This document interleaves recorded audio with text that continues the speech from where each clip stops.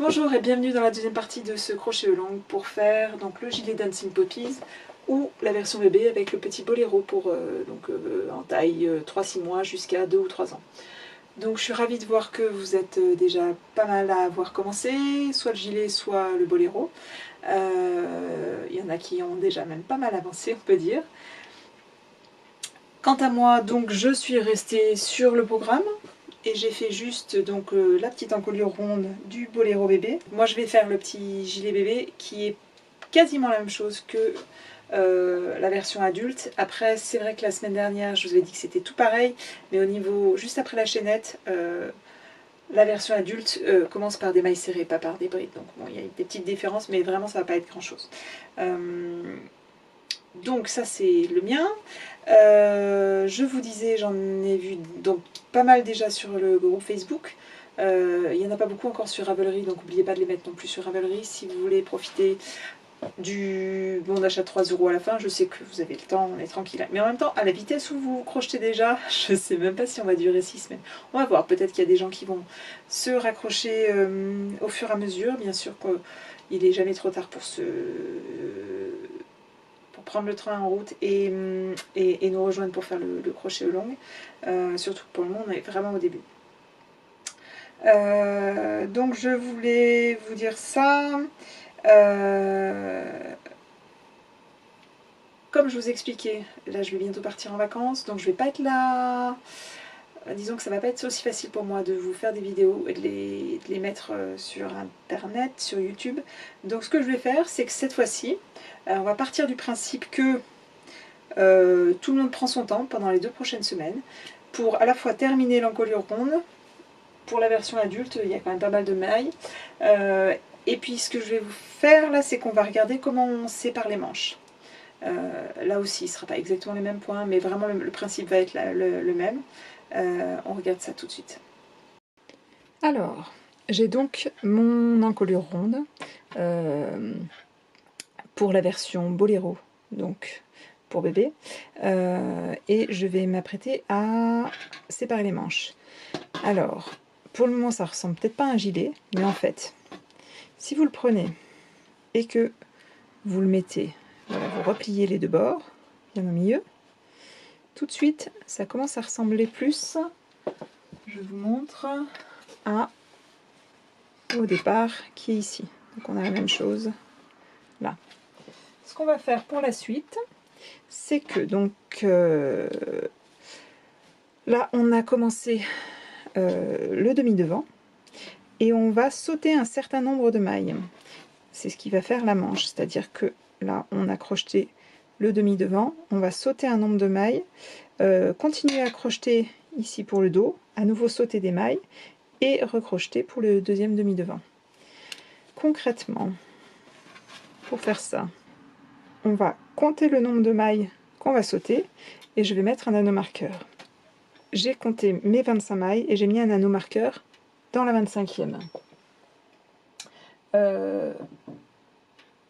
Et donc, je vais sauter toute cette partie-là et je vais crocheter dans la maille suivante. Pour ça, je prépare ma bride, toujours dans le brin avant. Et là, je crochette directement dans la maille juste après le marqueur. Je vous remontre ça tout de suite.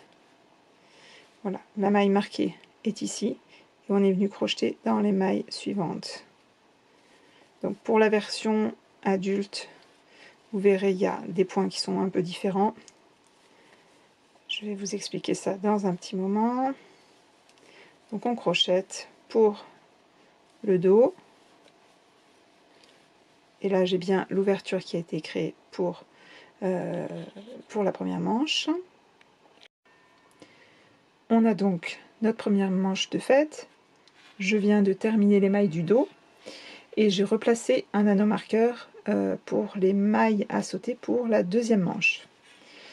Donc toujours, je vous montre juste, ça c'est la dernière maille du dos et après je compte les mailles suivantes. Donc 1, 2, 3, 4, etc. jusqu'à la dernière. Celle dans laquelle je mets mon anneau marqueur, c'est la dernière maille à sauter pour les manches. Donc là, pour la taille que je crochette, c'est 25 mailles. Et je vais donc sauter ces mailles. Je prépare ma bride et je viens crocheter donc pour le boléro là dans le brin avant de la maille suivante. Et je fais mes brides dans le brin avant.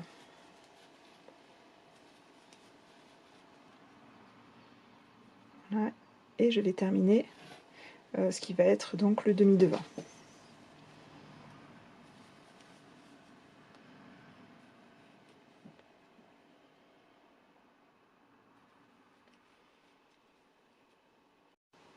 Voilà, je viens de terminer donc le dernier demi-devant.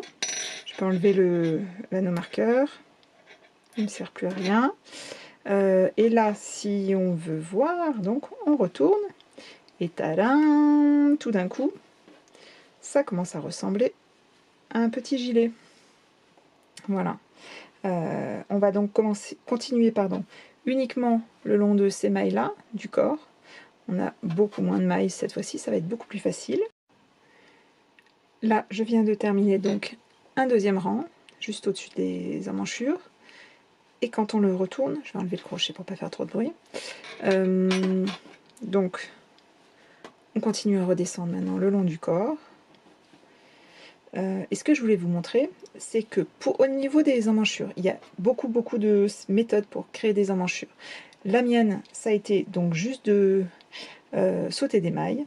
Et le gros avantage, c'est que comme les brides sont des mailles qui sont assez longues, et ça se verra encore plus sur la version adulte, puisque c'est des mailles encore plus longues qu'on utilise, les brides sont à la verticale au début, quand on crochette, mais dès qu'on ouvre le bras, elles se mettent à l'horizontale et elles créent vraiment un dessous d'emmanchure qui donne de l'aisance à la manche, au lieu de devoir, on va dire, faire une chaînette et créer des mailles en dessous comme on fait parfois en tricot ou même en crochet, suivant les designs. Donc cette méthode-là permet de vraiment faire une emmanchure qui est assez confortable, tant pour les bébés que pour les versions adultes, si vous faites le gilet. Voilà, donc on a séparé les manches, moi sur mon tout petit gilet, vous a priori sur le vôtre, qui est en taille, voilà, en taille, pleine taille, et par là. C'est l'étape où vous pouvez commencer à faire des essayages. Ça veut dire que vous pouvez essayer on va dire le haut du gilet sur vous, voir comment ça se passe au niveau des emmanchures, si l'encolure descend bien là où il faut descendre, si au niveau des emmanchures vous n'êtes pas trop serré ou au contraire que ça ne descende pas trop bas. Alors ça va être le cas surtout si vous avez des échantillons qui sont différents de celui que j'avais donné dans le patron.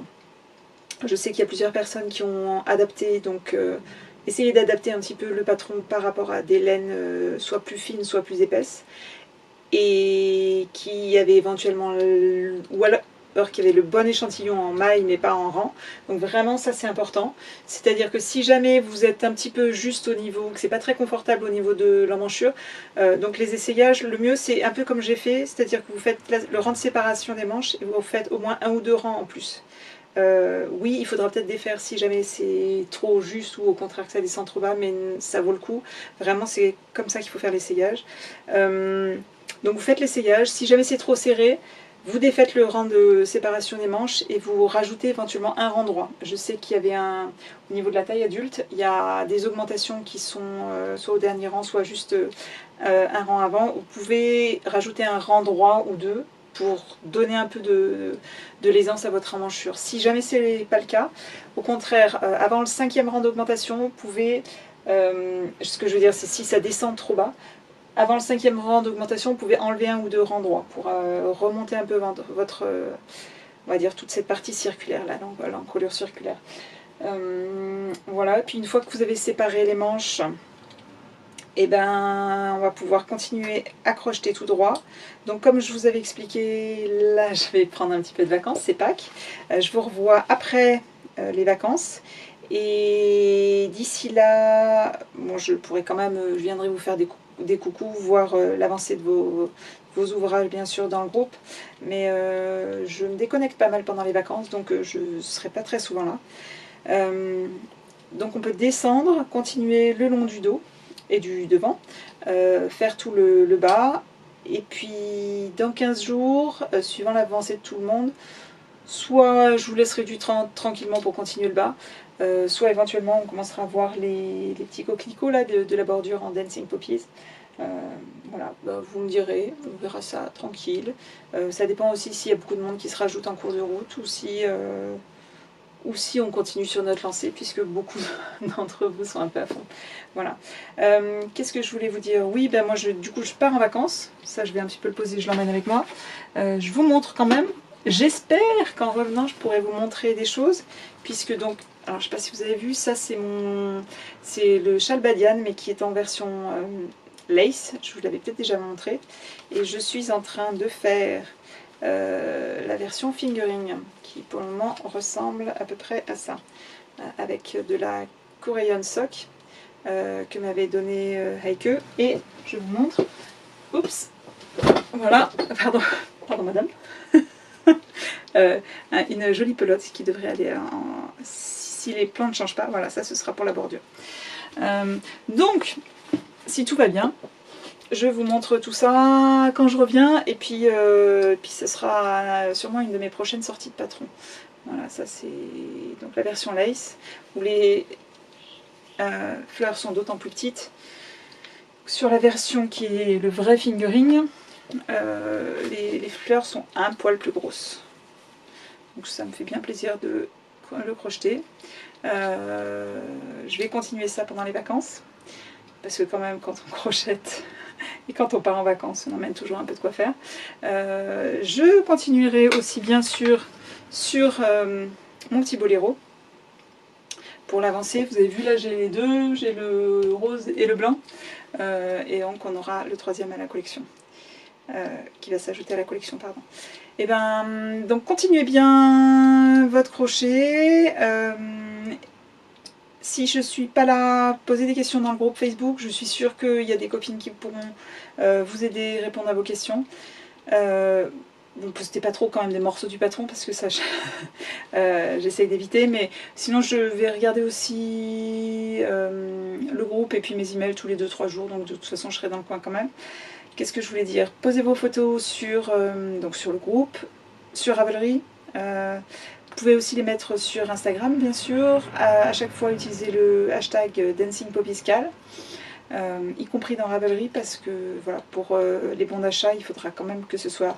Je vais envoyer des bons d'achat, mais aux projets qui ont été terminés pendant le cal, donc j'ai besoin qu'il y ait ce hashtag-là posé dans le projet. Et puis voilà, ben, si vous prenez des vacances, profitez-en bien. On se revoit dans 15 jours à peu près. Je ne sais pas exactement comment ça va se passer pour que je fasse ma prochaine vidéo. Mais bon, ça va bien se passer. Comme d'habitude, je ne suis pas très stressée. À très vite pour plein de nouvelles choses en crochet. Bonnes vacances, ciao!